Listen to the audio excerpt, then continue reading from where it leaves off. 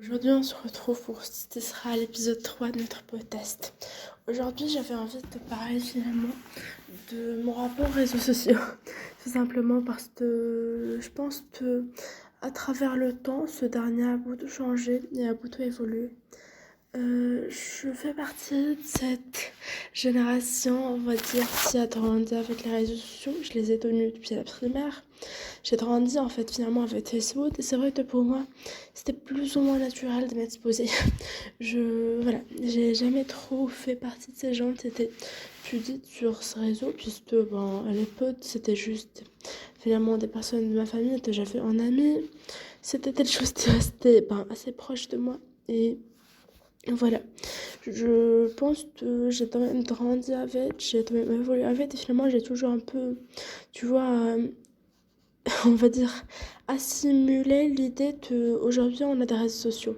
Le problème, c'est qu'en grandissant, je pense que dans beaucoup de gens, je me rends compte que voilà, c'est pas juste ça et que finalement, en grandissant avec les réseaux, on a des risques, on a de belles choses, mais on a de mauvaises choses, et on a de la peur, on a énormément d'anxiété. Et je sais qu'aujourd'hui, c'est plus mon cas, dans le sens où depuis quelque temps, je ressens plus ce besoin en fait de plus trop avoir, genre tu vois, des réseaux hyper open, tu vois. J'ai envie d'avoir un temps privé, typiquement je sais que c'est quelque chose que j'ai choisi de faire, donc d'avoir en fait un temps finalement, genre avec juste, tu vois, 10 abonnés qui sont mes potes les plus proches et de délaisser régulièrement des gens de ce temps, comme je les délaisse de ma vie et vraiment juste d'avoir un endroit où je sais que si je poste, je serai safe, tu vois. Parce que je suis arrivée, je pense, à ce stade où je me dis, finalement, peut-être que des gens que j'ai tenus il y a, je sais pas, 6 ans non plus, en fait, le droit d'avoir accès à ma vie privée. Je pense que c'est telle chose qui a pris pour moi énormément de temps. Je sais que c'est un truc qui est super bête, tu vois. Mais pour moi, et pour ma situation, et pour qui je suis, et pour la manière dont je consomme les réseaux, je me suis rendu compte que l'activisme sur les réseaux, parfois c'était un peu du n'importe quoi. Que parfois, voilà, il y avait énormément de choses qui n'allaient tout simplement pas. Et que je voyais pas avant. Et que parfois, même si les réseaux sociaux, aujourd'hui je suis en train d'enregistrer un podcast, tu vois. Mais typiquement, j'ai beaucoup plus de mal à parler de mon rapport au réseau. Parce que, je sais pas, en grandissant, en évoluant, en devenant, une adulte, parce que je pense que tôt ou tard, je vais en parler dans ce sujet sur le podcast, parce que I know that a lot of people are in the same situation, que beaucoup de gens en fait sont dans cette transition où genre, dans quelques mois j'ai 16 ans. Et je deviendrai un jour adulte et c'est de plus en plus proche et je dois d'une manière ou d'une autre penser à mon avenir et ça vient aussi de ce que je poste sur les réseaux. Donc aujourd'hui, en fait, les réseaux, c'est un truc, tu vois, tout ton passé est sur ça. Donc, finalement, je pense que genre, tu te poses un peu plus de questions. Et il y a énormément de gens qui t'ont tenu à super longtemps et qui te follow toujours, tu vois. Et je sais que parfois, moi, c'est un truc qui me donne de l'anxiété parce que, en tant que someone qui a toi-même vécu, beaucoup de bullies, des trucs comme ça. Et c'est pas facile de toujours accepter que ces gens t'ont une jugé.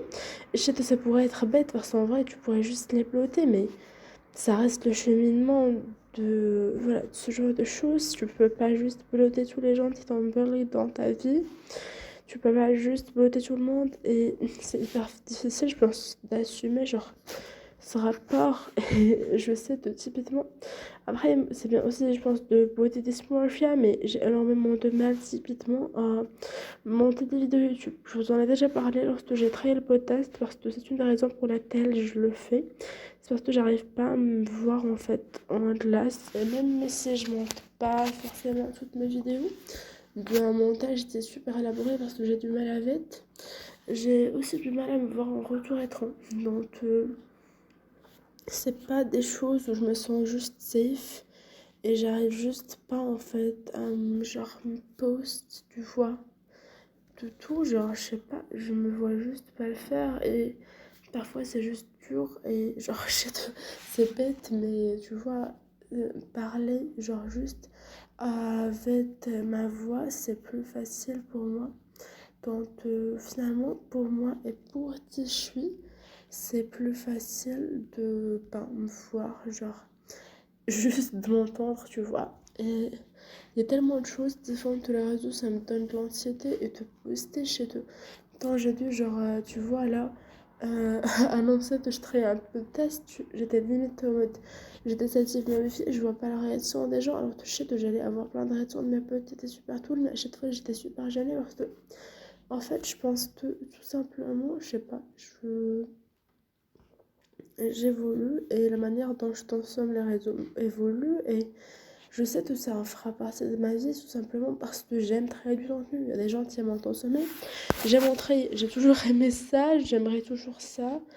Ça me passionne et j'ai toujours aimé parler seule. Puis que je suis une gamine et quand j'étais enfant, je voulais faire de la télé et tu vois vraiment, j'ai toujours été ce genre d'enfant. Genre, je pense que finalement ça vient aussi du fait que I search for people validation et que oui, c'est pas positif en soi, mais c'est juste que je suis et j'ai besoin de ça et j'ai besoin de réseaux dans ma vie pour me sentir cool et de me sentir bien et pour parler, pour dire des choses que j'oserais jamais dire en vrai privé et je sais que ça peut paraître anodin, mais c'est ma manière de voir les réseaux.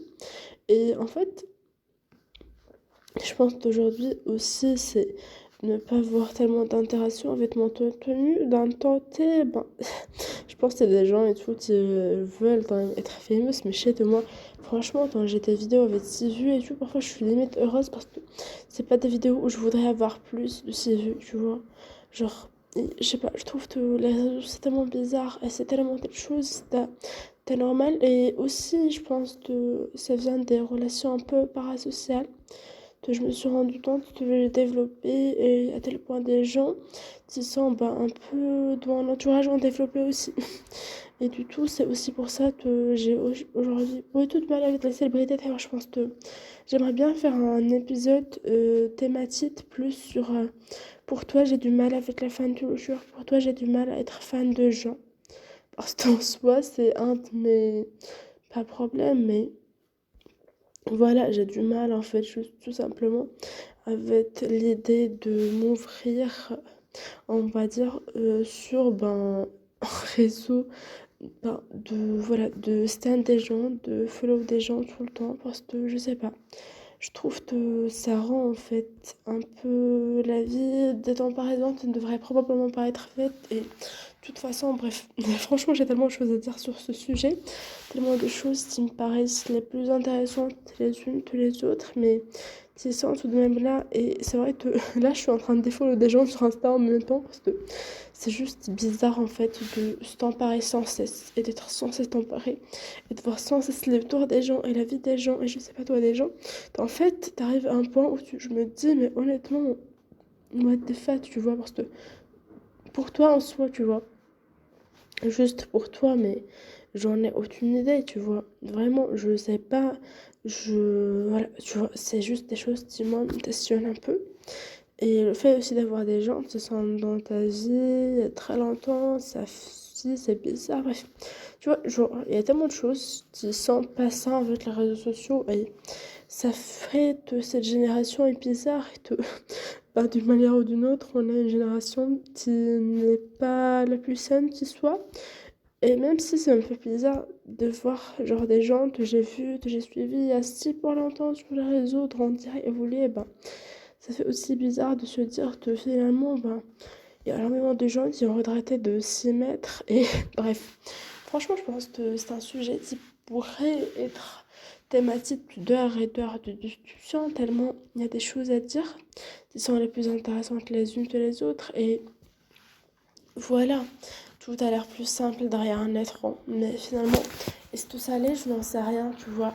Et ça m'effraie et je sais pas. Et parfois, j'ai des détalages de jour et j'ai plein de choses où je me dis, ça aurait été plus simple si tout simplement, genre tout ça me saoulait pas, tu vois. Donc, franchement, voilà, c'est tout ce que j'avais en réalité en tête. J'avais pas énormément de choses en tête, mais je voulais quand même en parler parce que je sais qu'il y a des gens qui sont un peu dans le même genre de situation et qui souhaiteraient éventuellement en entendre parler. je vous invite à me dire ce que vous en pensez et à me donner des idées pour un prochain épisode du podcast, dont en fait les commentaires. Je vous retrouve dans une prochaine vidéo ou dans un prochain épisode du podcast. Depends on where you see this. Et on se retrouve à la prochaine. Voilà. Merci.